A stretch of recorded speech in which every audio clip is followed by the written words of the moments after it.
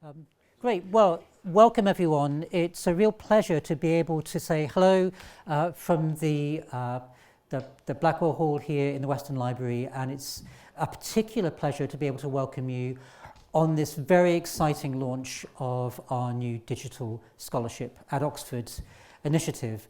I'm Dan Grimley. I'm the interim head of humanities, and I'm also a digital humanist. So I'm very excited to see the way in which this project has developed and to be able to be part of the launch event here this evening. In a moment, I'm going to hand over to my colleague, Professor Howard Hotson, the director of DISC at Ox, who's going to introduce our keynote speaker this evening, Professor Marieke van Erp. And we're also going to hear from two Pro-Vice-Chancellors who've been really pivotal to getting this initiative off the ground, Professor Patrick Grant and Professor Trefethen. But before I introduce them, I thought I should just say a few words about what this initiative means for us in the Humanities Division and more broadly across the university, and also to say just a little bit about how it has come to being. Oxford for many years has been absolutely at the forefront of digital scholarship of all kinds. We know that our world-class collections, archives and materials have been sustained and amplified and supported by a generation of the most innovative and original thinkers in the field. But we also realised that there was the potential for the very broad range of activity that is encompassed by the notion of digital scholarship in Oxford could go under, as it were, into little island shells, and that the various projects around the university were all dealing with essentially the same set of problems in their own individual autonomous ways. And we very quickly realised that we could achieve the next level of transformational change in the digital humanities with a small h, if we pulled those resources together and actually looked at ways in which we can identify a common set of problems and challenges, create new leadership in the field, and really bring that shared expertise together to create the most added value. And so when the university under Patrick Grant's leadership created the Strategic Research Fund, I think just over 18 months or 2 years ago, we were thrilled to be able to put in one of the very earliest bids, working with colleagues from right across the university. And we were only the second project to be awarded funding from that major new funding stream. So this, I think, is a tribute to both the importance that the university places on the digital humanities and digital scholarship more broadly, and also I think a recognition of the tremendous momentum that we have in this field right across the all parts of the university. So with that context in mind, I'm going to hand over to Professor Patrick Grant, who is Vesuvius Chair of Materials in Physics and Engineering, and has also, as Pro-Vice-Chancellor for Research, been really pivotal in setting up and creating the Strategic Research Fund, which has supported this initiative and has been central to driving it forward. So Patrick, please. Great, thanks very much, Dan. Good evening, everybody. If Marieke will forgive me, I'm just going to do a little bit of internal gazing and a little bit of history to explain why we've ended up with something called the Strategic Research Fund, which is the principal investigator of DISC. And maybe some of you will be familiar with the story, but others not. So in the university, we have something called the as-earned principle. So if you do research and do teaching, it might not feel like it, but basically the resources associated with that flow back to you in your department at a fairly granular level. And there's a great logic to that. But what it means is that our resources, in most cases, are subdivided into very small amounts that mean it becomes very difficult to do something really strategic, something that will really move the dial in research in a university like Oxford and would make international competitors sit up and take notice. We have something called the John Fell Fund, but that makes small awards of about 50k. So when I was thinking about taking this job as PVC, the heads of divisions said to me, you've got to get a budget. You have to find a budget to do something strategic.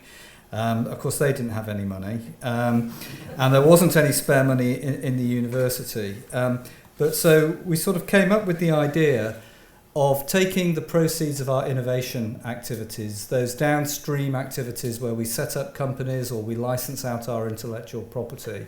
That produces a revenue stream into the university, but it's unpredictable, it's very lumpy, and that money used to disappear into the chest. And to establish the Strategic Research Fund, myself and colleagues made the case that we should hypothecate that money into a discrete fund, which we now call the Strategic Research Fund.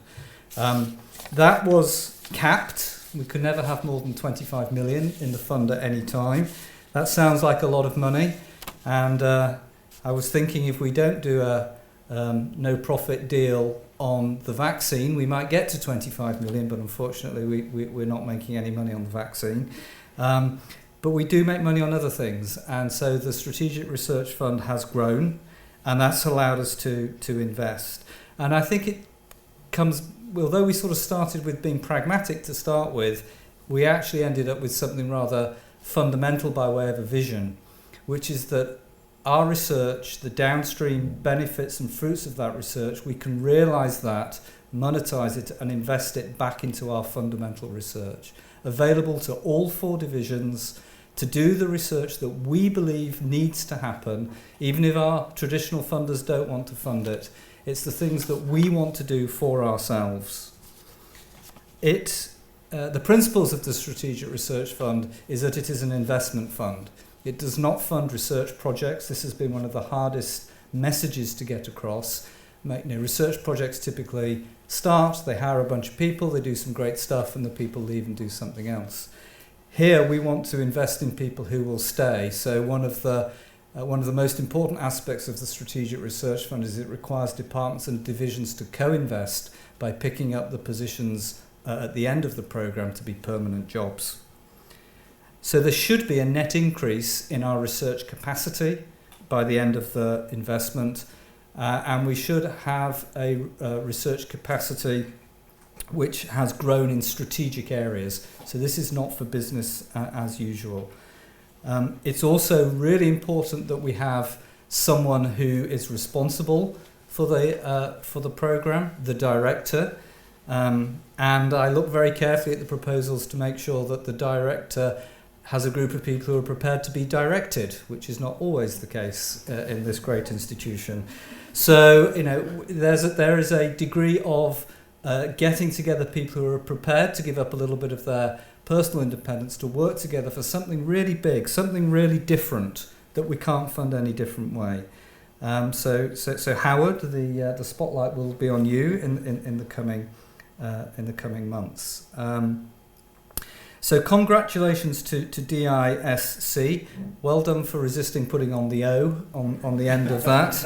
I wouldn't have been able to resist. Welcome to the SRF family of projects. We now have 20 permanent posts funded by the SRF and £20 million worth of external research income. And I must say my great thanks to Sharon Playdell-Pierce in research services who supports me and the SRF board in all that we do. So it is a very happy occasion this afternoon. Congratulations to everybody involved, and I'm looking forward to keeping up with progress. Thank you. Thanks so much, Patrick.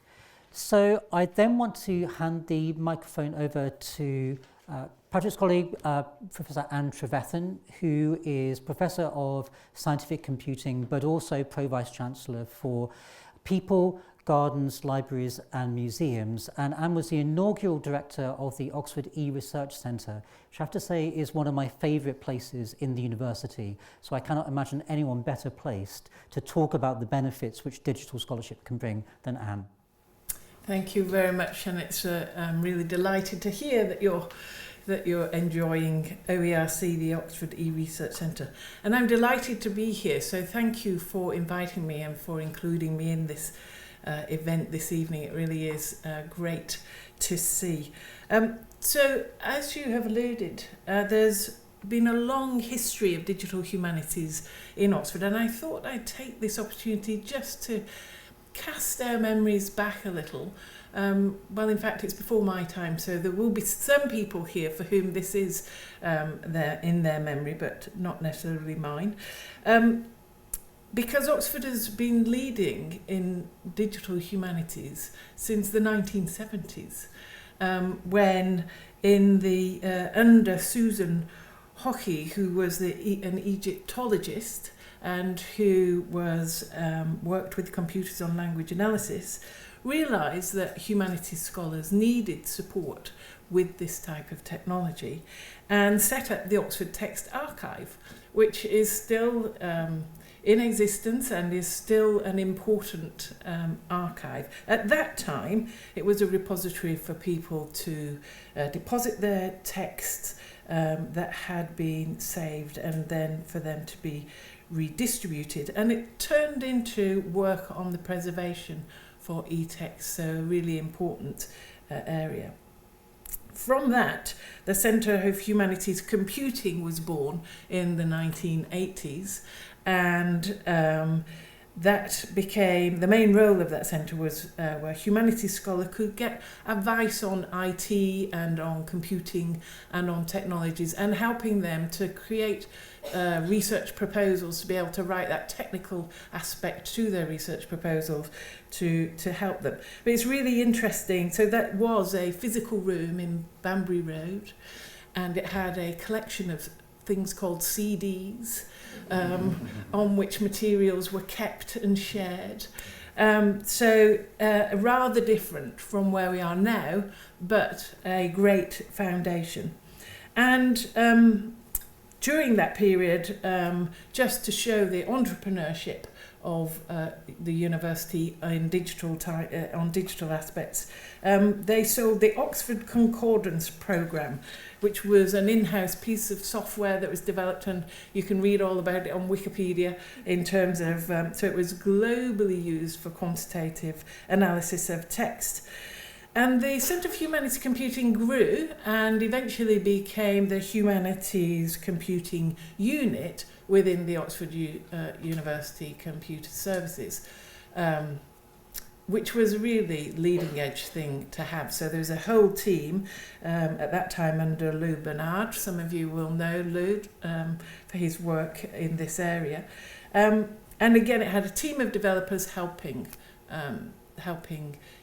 humanists and humanities scholars. And you might think, well, if this was happening in the 70s, 80s, 90s, what happened then? Well, is this being recorded? Divisionalisation happened. And unfortunately, the Humanities Computing Unit, which was going so strongly on the digital, became a set of support services much more broadly for research computing. And in a way, I think at that point we began to lose our edge a little bit. However, I would note, and in talking with colleagues, that even in the early 1990s, we were beginning to get concerned about the preservation of materials, the digital materials. And it is fantastic to see that the Digital Scholarship Initiative is finally going to address what has been a number of false starts that we have made in that area. So I came, as you've heard, I came to Oxford in 2005 to help set up the Oxford e-Research Centre. I had an interdisciplinary approach to some aspects of digital scholarship, and worked across all four divisions. And I'm absolutely delighted to see that the OERC is a partner and collaborator with digital scholarship in taking forward all of these activities. We are extremely lucky in Oxford to have the ability to fund strategic research in this way, and to allow this broad approach and to bring together colleagues from across the university. I think this is a really fantastic time to be able to do that. And the time for digital scholarship couldn't be better, could it? We can see nationally a number of national initiatives that this initiative speaks to, with digital curation, digital preservation, and the whole research infrastructure that this applies to. So nationally, of strategic importance, and we are going to be able to step up our game to be able to take part in that and to help undoubtedly lead it. Now, of course, I'm here as the Pro-Vice-Chancellor of GLAM, just putting on my GLAM hat, and you will be aware that within the university we are in a unique position with the collections that we have, not only nationally but internationally. And it has been one of our GLAM strategic initiatives to try to ensure that we are able to share these collections in a digital form, that we're able to make them accessible to researchers for teaching and, of course, for public engagement more broadly. Over the last 5 years, we've had an initiative to put in place infrastructure to support digital collections, and we are really at the point now of ensuring that we have our collections digitised, which is an important part of that. But it really is fantastic timing for us to be able to work with the Digital Scholarship Initiative to make this all happen, to take that step change with our cultural collections, and to be able to bring them to researchers as well as bring researchers to them. So I am absolutely delighted. I'm delighted that Bodleian is a major partner in the Digital Scholarship at Oxford initiative. The library has been leading on digital, and particularly with open scholarship being such an important part of what we're doing. It's really fantastic that it is all coming together here, and I would just like to say congratulations to Howard and the team. It's been a long journey, I know, to bring this all together, but the timing couldn't be better. So thank you very much and good luck, and we look forward to working with you. Thanks very much indeed, Anne. So I think the key words then are sustainability, about transforming capacity, and about leadership. And there are many leaders in this room, I realise. I should pay particular tribute to my predecessor, Karen O'Brien, head of the Humanities Division, who really led from the front with this initiative.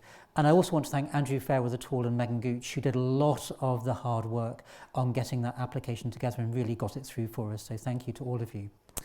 But I'm particularly grateful to Howard Hotson, who has stepped up and agreed to serve as director of DiscatOx. And when we first thought about the director role, it was precisely somebody of Howard's calibre that we had in mind as the leader of this initiative. Howard is Professor of Early Modern Intellectual Culture. He's led on the Mellon-funded Cultures of Knowledge project for many years. He is really at the forefront of thinking around what we can do with digital humanities in the very broadest and deepest sense. So Howard, I'm thrilled to have this opportunity to welcome you, and you're going to introduce our speaker, Marieke. Well, thank you to everyone for turning out this evening to help cut the ribbon, in particular to our distinguished speakers to set the scene. I would like to fill you in on a little bit more of the detail of the nature of this project, but I'd also like to step way back and try to contextualize it within the Strategic Research Fund project. As I'm sure you all know, digital scholarship at Oxford is funded by a £2.4 million grant from the Strategic Research Fund, aiming to transform the landscape of digitally enhanced scholarship in Oxford. And as you may also know, the other divisions in bidding for a share of this funding have addressed themselves to global concerns of the utmost importance. Global health for medical sciences, the climate crisis for MPLS. So the first thing I'd like to do is step way back from the current moment and try to reinforce the importance of the ongoing revolution in digital technology for the humanities in Oxford in particular.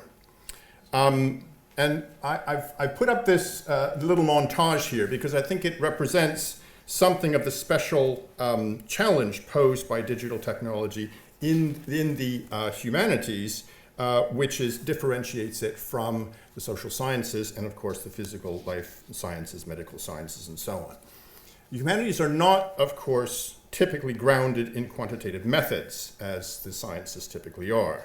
And as a consequence, digital technology is less immediately and comfortably accommodated within humanistic scholarship as traditionally practiced. In order to reinforce the very general point about how transformative the potential of digital technology is for humanistic enterprise, I would like to reframe the whole purpose of the university as a form of medieval information technology. This may seem a tall order, but as it happens, uniquely instructive assets for arguing this point can be found just on the other side of the street in the Bodleian Library and the school's quadrangle. And this is what I'd like to reinforce this basic point. The exchange of knowledge, learning, understanding requires mobility.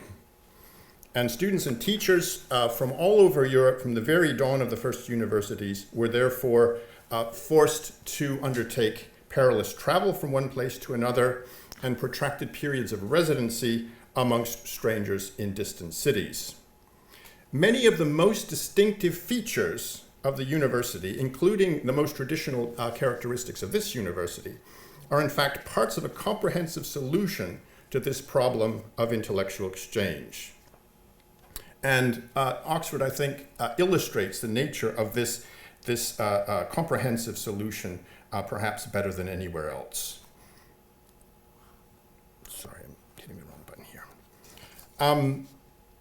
So teachers and students banded together to form guilds or corporations. The very term universitas originally applied to a wide range of such corporations and was not restricted entirely to the academic variety.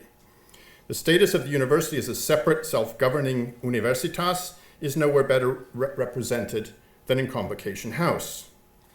Moreover, already in the 12th century, universities obtained the status of as separate legal authorities with the right to try members of the university community in their own courts. And again, we have a particularly eloquent example of what that meant in practice in the Chancellor's Court.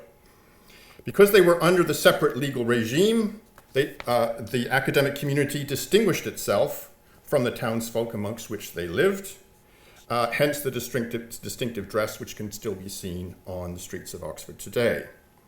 This dress also reflected the common hierarchy of bachelors, masters, and doctors adopted across Europe to ease the transfer of learning from one institution, from one place to another. Needless to say, the international language of the Republic of Letters was the common universal language of Latin.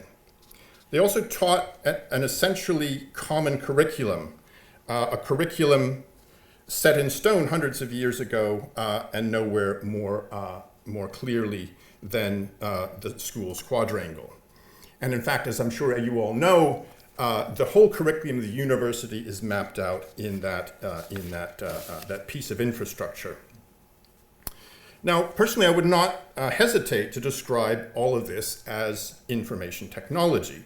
The very word, sorry, I'm skipping ahead here. The very word technology is a neologism introduced in 17th century Latin, basically meaning the study of techne, the study of the arts broadly understood, to include both the liberal arts and the mechanical or manual arts excluded from the university for most of their history.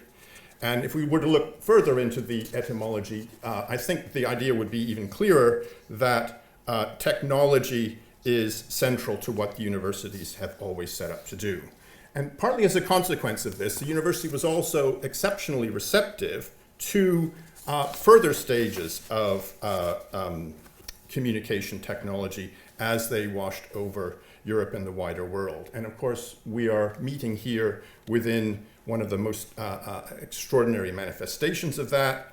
A century or so after printing was introduced into this country, the Bodleian Library was founded, one of the most successful experiments in accommodating the new world of printed literature anywhere in Europe. And around the same time, of course, another great asset of the university, the University Press was established as well. To give another example, transoceanic navigation provided the context in which new institutions like the Botanical Garden were founded in 1621, or indeed the Ashmolean a little over half a century later. So these wonderful collections, which Anne was talking about, which are absolutely foundational to the distinctive approach to digital scholarship undertaken in this university, all come as a byproduct of this steadily unfolding narrative of increasingly powerful digital technology. This brings us to the present day, and I'm going to skip over the intervening centuries where, if this was a purely historical lecture, of course, we could illustrate this point in the 18th, 19th, early 20th centuries as well. And skip to the present day and look at the way in which digital technology has been accommodated in this university, giving us the extraordinary resources on which digital scholarship at Oxford is going to be built. Here we have some of the foundational institutions going back as far as 1957, with the foundation of the Department of Computer Science, and all of these other institutions, to one extent or another, built on top of it. A whole separate byproduct of this long evolution, and a separate witness to the alacrity with which digital technology has been accommodated within other institutions of the university, is, of course, the Oxford University Press, the ODNB, the OED, Oxford Scholarly Editions Online, Grove Music, Grove Art, as some of the extraordinary resources which we have as a foundation for developing digital technology and its application to humanistic scholarship. The wonderful university museums have also been in the process for quite some time of generating extraordinarily rich and varied encyclopedic digital resources, which likewise form the basis of fundamentally innovative new work in the digital humanities.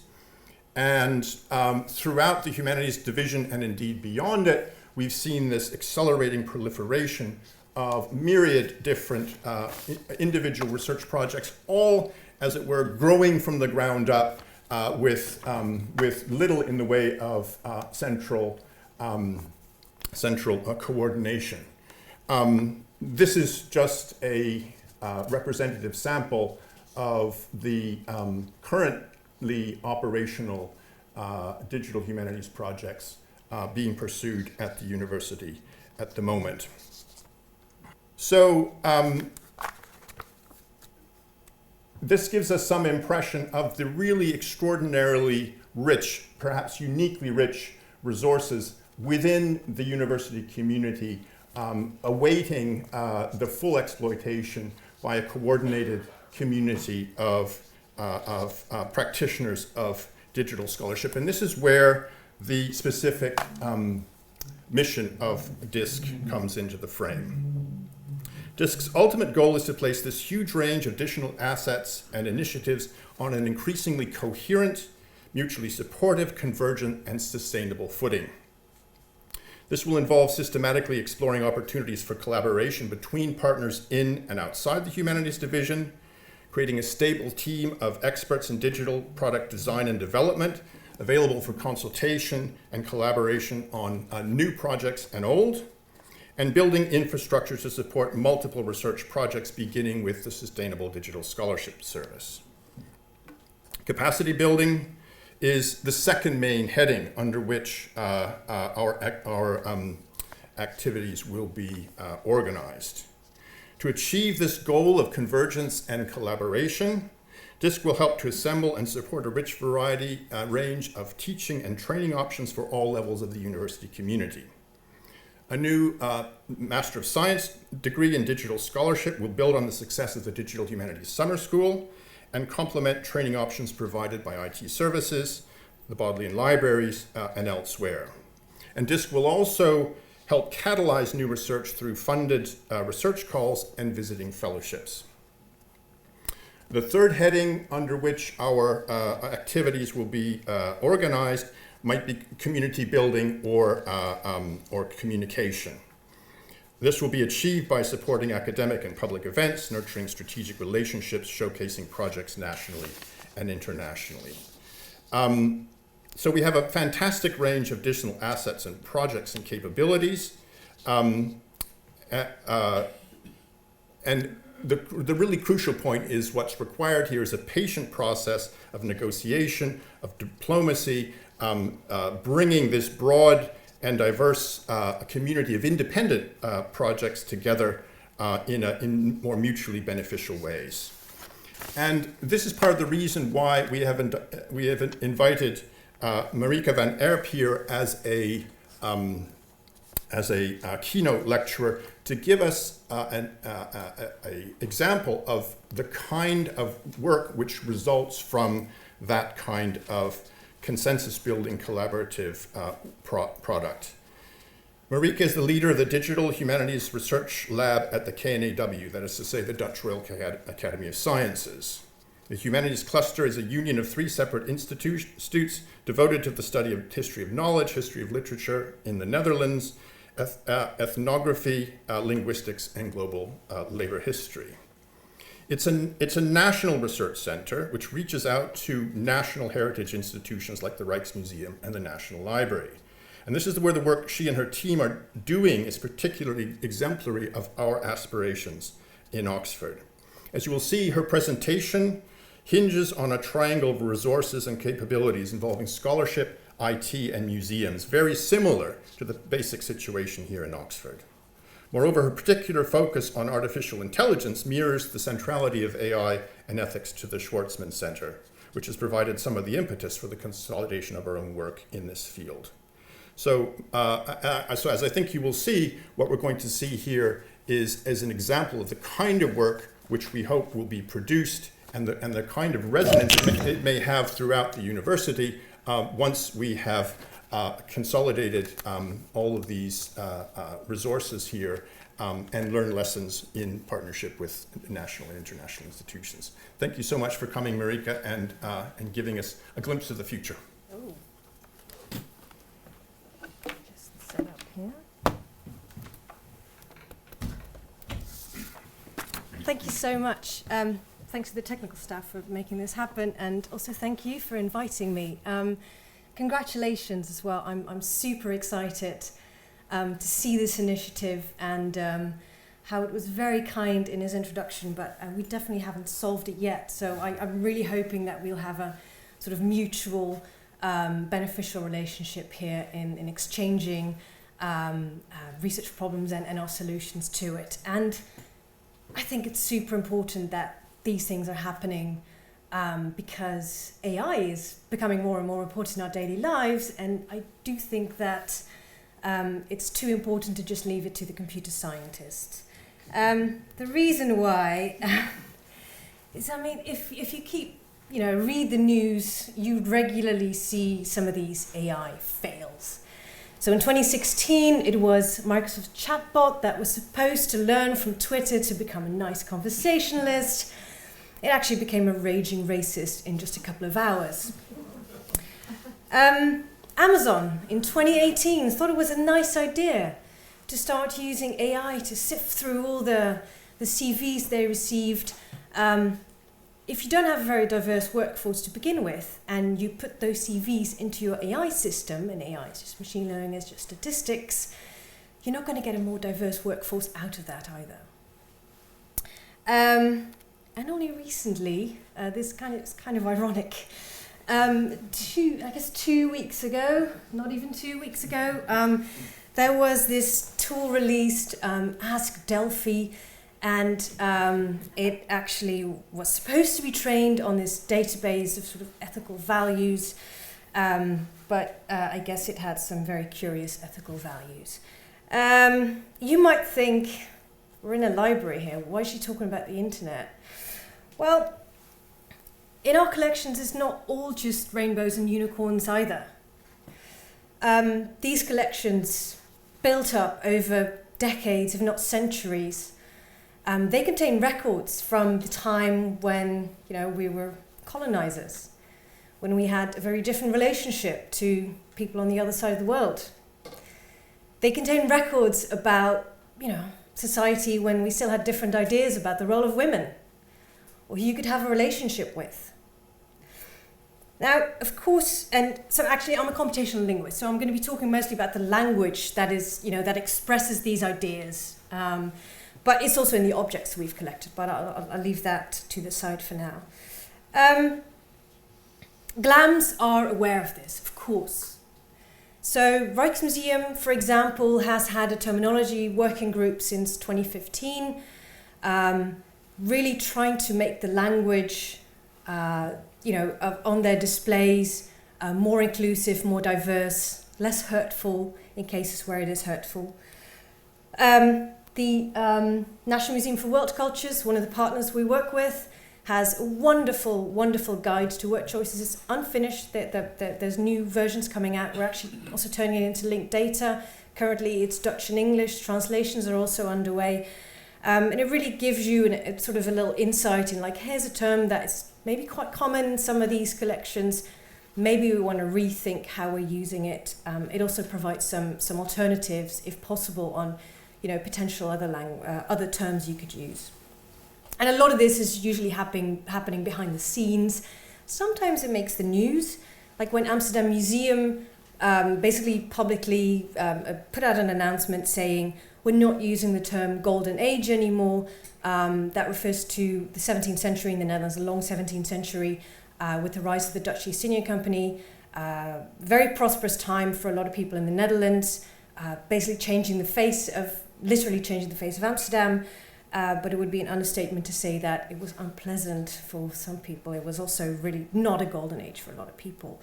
And these are all amazing initiatives, and these are definitely what we need in curated environments, where we really have this idea of what we want to communicate to our audiences. So, this works if you're setting up, for example, an exhibition with an exhibition team, curators, where you can think of which objects am I going to display, whether this is an online exhibition or an in-person or a physical one.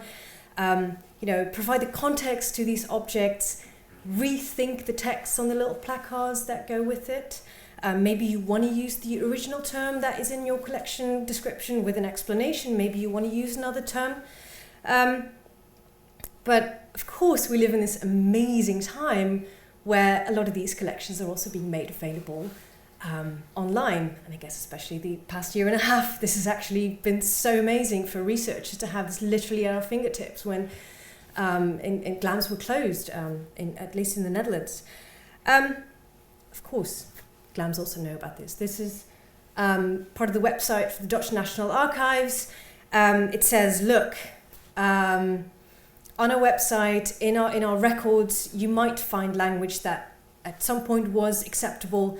Not so anymore. We're working really, really hard to, provide a better way of presenting this, to contextualize this, because of course, if you search, you just get a list of objects back, and you have to, know the context or, get it from somewhere. So they're working on figuring this out, and in the meantime, it actually is also accompanied by a web form where you can say, maybe you want to look into this. So sort of a crowdsourced terminology working group, if you will. But this doesn't scale, right? There's billions and billions of digitized pages now. And very interestingly as well, so the the National Archives calls it the tip of the iceberg. Well, they can't know everything that is in there. And actually, interestingly, research by Miriam Traub, one of a researcher that's at used to be at CWI, which is one of our partners we work with. They looked into like 1 million query logs on the Dutch National Library's search engine. 96% of the objects were never in the top 10 presented to users, 76 never in the top 100. And you have to wonder how many people actually look at the 100. So there's all this stuff in the collections that actually never makes it to the users. So we need to do something with that. We're talking about big data here. I think I'm going to be talking about the little research project I want to present to you that we've been working on for the past few months, is actually on contentious terms. So you can't do a search and replace on these. If you want to replace all the instances of the word black with people of colour, you're also going to be missing out on all the people whose last name is Black, or you'd have to do some rules, but then there's also, black shoes or something else. So this doesn't scale. Also no news to you, right? And also not to people we work with. So these 7 principles were formulated by the Dutch National Library. It needs to be accessible, inclusive, neutral, transparent, human in the loop, safe and robust. These are big asks. So they can't solve this themselves. The National Library is an amazing institute. They also have a really, really cool research lab, which is actually inspired by the British Library Labs. But we're very happy that they also decided to join this partnership with us called the Cultural AI Lab. I'll tell a little bit more about that after I present kind of an example of what we do. And we really think that this kind of work, taking on these big questions in AI, needs to be a collaboration between computer scientists and humanities scholars and the cultural heritage institutions. The cultural heritage institutions, of course, they're the keepers of our records, and they know the collections best. The computer science scholars, they know how to deal with big data, but it's not just a lot, it's also super complex. We need historical linguists to deal with language variation over time. We need the historians to help contextualize, because there's always this friction between computers and humanities, where the computers, you kind of need to flatten things, but you do need to sort of know which things you can flatten and which things you absolutely need to retain the complexity of, in order to not fall into any of the traps that this chatbot or the CV analysis tool fell into. So we have a different setup in the lab. We got funding in from several different sources to actually run like 7 projects. We're hopefully getting more. We've got about 8 PhD students now and a couple of other early career researchers. And I wanted to highlight this project that we've been working on the past 6 months. It's the contentious terms in context corpus. We got some funding from this from Europeana Tech. And it's also very nice to see that it's definitely not done, but we did manage to write, do a little bit of work here and get a paper that's going to be presented in 2 weeks at the Knowledge Capture Conference. So we kind of have this little thing that's boxed and has a ribbon around it. I'm going to have to apologize, though, that some of the terms that are on the next few slides might be shocking or offensive. And when you work on contentious language, I do want to give you a feel for what this is, rather than keep it super meta. And I also think this is important to do, especially you have to do it anyway, I think, as a research community and a GLAMS community, especially if you're funded by taxpayers' money. You have a job to make sure that the collections are accessible to people, and that it's also done properly, and that it's inclusive, and that we try to do this better, and that we contend with our past and the horrible things that are in there. Apologies for that in advance, but I won't start with the worst example. Language use. The term exotic, you already saw it maybe a couple of slides back in the glossary of Words Matter. I hope I don't offend anyone with talking about exotic mushrooms. It's really mushrooms you probably don't find in the forest behind your house, but it's different if we maybe talk about people that visited us. I don't think you would find a newspaper article these days that talks about a foreign dignitary as an exotic person. So it really depends on the context, on whether a term is problematic or not. So what we set out to do was create this corpus. We started with 84 query terms from Words Matter. Some of them are problematic. We also included some of their safe alternatives. We basically went to the Library of the Netherlands newspaper corpus and started collecting snippets in which these terms occurred. We did take a stratified sample so that we have different examples of the different terms in the context. Also using the time period 1890 to 1941, we had to use this time period because we got funds from Europeana, and this is the part from Europeana that's in there, although the National Library has newspapers digitized from 1600s to early 2000s. And we also only selected news articles, so there's also ads in there or family announcements, and we decided to exclude those. So after we sort of developed this task, ran it by some colleagues in the Cultural AI Lab, we then ran it in my institute, the Royal Netherlands Academy of Arts and Sciences Humanities Cluster, to ask some experts, some historians, some linguists, how do you feel about this task? Is the task clear? Also, we basically presented them with the actual task and asked them to annotate it. It says we had about 7 people do this task for us. It was fully anonymous, so we don't know how many people actually did it. We had 21 batches, although we did give people the opportunity to drop us a line, say, I did it, and then we gave them a limited edition Cultural AI mug as a thank you for their help in this research. That's what you do for colleagues, right? So one of the things we also did was we asked them, in this text, we highlighted this term and asked you, is this contentious, is this problematic? Would you use it in an email today? And we also asked them, are there any other terms? So we added those to the selection that we then presented to crowd workers, and also some feedback on polishing up the task description stuff. We used a prolific platform, known by some of you, I hope. Very happy about that. We looked into several different platforms, but this was the best suited for our purposes. And in the end, we had nearly 22,000 annotations on 2,700 unique samples, so unique sentences.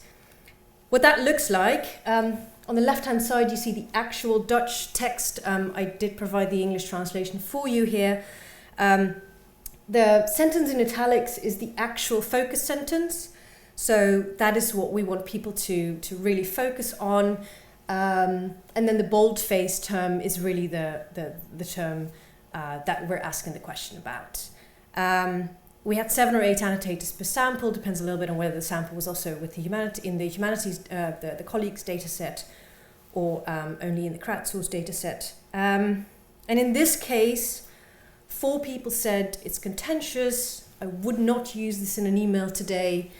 3 people said, no, this is fine. And 1 person said, I don't know. And I don't know could be, for example, because it's an old-fashioned word that's not really in common use anymore, so people don't really know what it means. They also had an option to say the OCR was just too bad. I couldn't read it, I couldn't make the decision. We did try to filter out some of the OCR, but we kind of didn't want to really curate all the samples beforehand, because that would bring in our own biases on it. So we did try to do some filtering based on bad OCR. But yeah, there were still some samples in there that were just too hard. Another apology. So the next slide is going to present the most contentious terms as deemed by our annotators. So yeah. I didn't provide translations. I think English and Dutch are close enough that you can probably figure out what the first 6, 7 terms are. The way you should read this graph is on the left-hand side is the term about which we ask people to provide the judgment. On the right-hand side is the number of unique sentences in which this term occurred in the data set that we ask people to give an opinion on. The number is not always the same. Dutch is a very productive language in compounding, so we actually only looked for the N word in the beginning, but then some of these compounds were returned as well. Some words are inherently, in current day-to-day, just not acceptable anymore. We can agree on that, I think. However, if you look down a little bit, you, for example, see the term half-blood. Some of you might remember this also being used in Harry Potter in not a very nice way. This was also in our newspaper corpus. This is actually used to refer to people. not cool anymore, obviously. But you also see the white bar there, a white part of the bar, that in certain contexts that we presented this to users, it was not deemed contentious. In Dutch, it's still okay to talk about horses as half-bloods. It's more a technical term, it doesn't mean anything bad. And then there were also some cases where people said, there was no majority for, this being contentious or not contentious in certain contexts. All this data is available. The link was on the previous slide. And there's also a data sheet with it that explains all the different features and all the different things we did to it. And then, of course, we started looking at it, right? Because we are researchers after all, and turning it inside out, upside down.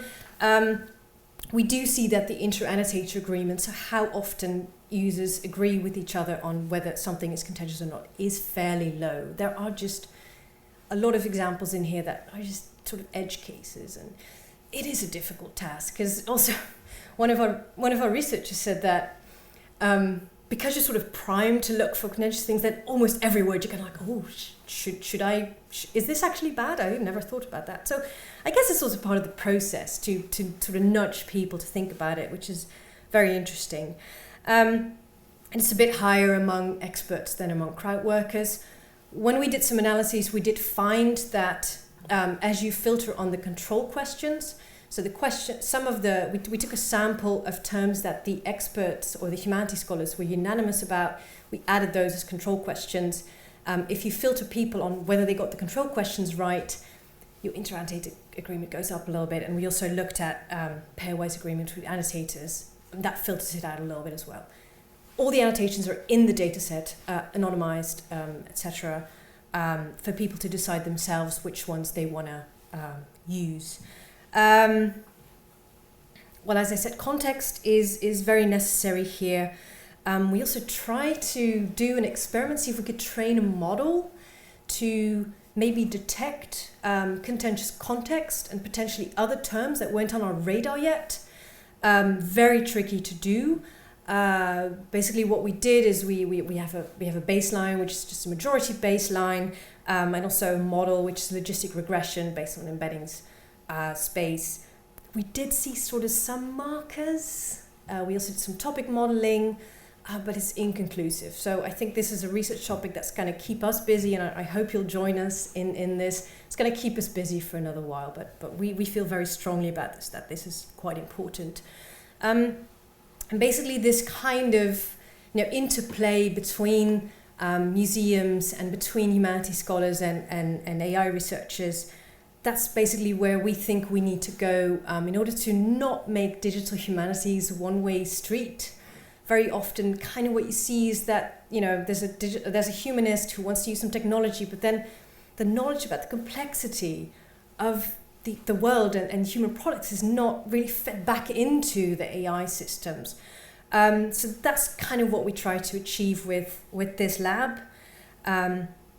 These are the founding partners of the lab, so several universities and research institutes, mostly based in Amsterdam, and then our Dutch National Library, which is based in The Hague, and the Netherlands Institute for Sound and Vision, based in Hilversum, but it's only an hour away. KNAW is based, they've got offices everywhere. The main office we're talking to is in Delft.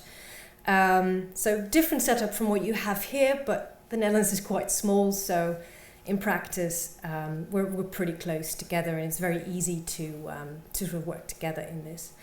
And it's really equal partnership between the different kind of partners in this. And I think the best way of phrasing it was given by Saskia Scheltjens, the head of research services at Rijksmuseum Museum. Really say that these kind of collaborations, they should be mission driven and not technology driven. You can't just throw an algorithm at it and hope for the best. It's really a lot more complicated than that. And I'm so happy to see that in different places, different initiatives are coming up where people really realize it and do not treat everything as an optimization problem or, new data set, I'm just going to run my stuff on it and be done. A little bit about how we organised the lab. We're focusing mostly on early career researchers, and the idea is that they spent time at both the academic and the heritage partners, and we find this a very fruitful way of working. We didn't come up with this ourselves. Actually, my PhD was kind of like that as well. So I did my PhD together with the Natural History Museum in the Netherlands, and I spent part of my time there because you can't just go in, talk for an hour, and then go back to your own office and then come back the next week and hope for the best. You really need to sort of understand the processes, see how it works, because there are big differences in how computer science and humanities departments are run, and also how cultural heritage institutions are run. So you need to also be very communicatively strong to do this. The idea is close collaboration, so regular data sprints. We have a monthly reading club. It's online, anyone can join. Joint conference workshop visits. And we have core partners, and also we're open to collaborations with other partners in different levels of commitment, if you will. This idea has been stewing for quite a while. We kind of officially launched early this year. So some of the things we had in mind didn't quite pan out the way we wanted to. And then this morning, we got the announcement that our offices are going to be closed for the next couple of weeks. So I think it's back to Zoom. But still, we've gotten some things going, and that's super important. Everyone is super excited to be doing this, and is really, trying to make it work the best way we can. So I wanted to conclude with just a few things to keep in mind when you start doing this. And this is not new. Lots of people have figured this out. One of them, for example, being the Turing. Like last year, they had this white paper on data science and humanities. A lot of that resonated with us. So this, and Dave and Barbara can tell a little bit more about that. And it's good to see this happening. So we're probably on the right track. We're onto something here. So that's great. For those of you who haven't read the paper, and there's some differences here. It's important to be really mindful of cross-disciplinary culture differences. And some of these are rather mundane, right? What is a publication to you? So for computer scientists, the conferences are actually really important. And some of the conferences are harder to get into than the journals. Whereas every year I have to go talk to the headquarters and say, no, those proceedings are actual publications. They count. Whereas for humanities scholars, it's more journal articles, books. And that, of course, if you work with early career researchers, where they're going to go next if you can't keep them. So you need to make sure that they're positioned right for the next step until the rest of the world catches up and, sees the value in doing these interdisciplinary things and, going like a little bit out of the box there on the kind of publications. What else is valuable research output? Software, data sets, policy briefs, exhibitions, collaborating on an exhibition perhaps. You need to talk about these things. And then also, I guess, learning about each other's research methodologies. Humanities scholars are not just people who are theorizing things from their armchairs without actually looking at data. Computer scientists are not just software builders, and cultural heritage institutions are not just data providers. So you have to bridge these gaps and have to understand the processes, even though you take another approach. And I hope I'm not telling you anything new, but it needs to be told, because there are still instances where you do see things go horribly wrong. And this also means learn to speak each other's language. If a semantic web person, a computer science person talks about ontologies, they probably mean something slightly different from philosophers. You need to be aware of that. I find whiteboards hugely, hugely instrumental in this. But it also goes about actually sort of the more procedural things. A couple of months ago, we had a session at a humanities conference, and our historian goes like, in the run-up to it, I still need to prepare my paper. And there was a slight panic in the eyes of the computer science PhD student, kind of like, paper? I thought it was just a presentation. So, yeah. And this takes time, Howard said it as well. There's the run-up to DISC, but also just getting these collaborations going. It takes time, but it does help to just really get at it. So just start playing around with data and have fun with it, which is very important in a team. And I'm standing here now, but this is really because I have the privilege to work with all these amazing people. Some more senior, some more junior. Got some amazing funding as well, which is very nice. So yeah, thanks to them, and thank you for your attention.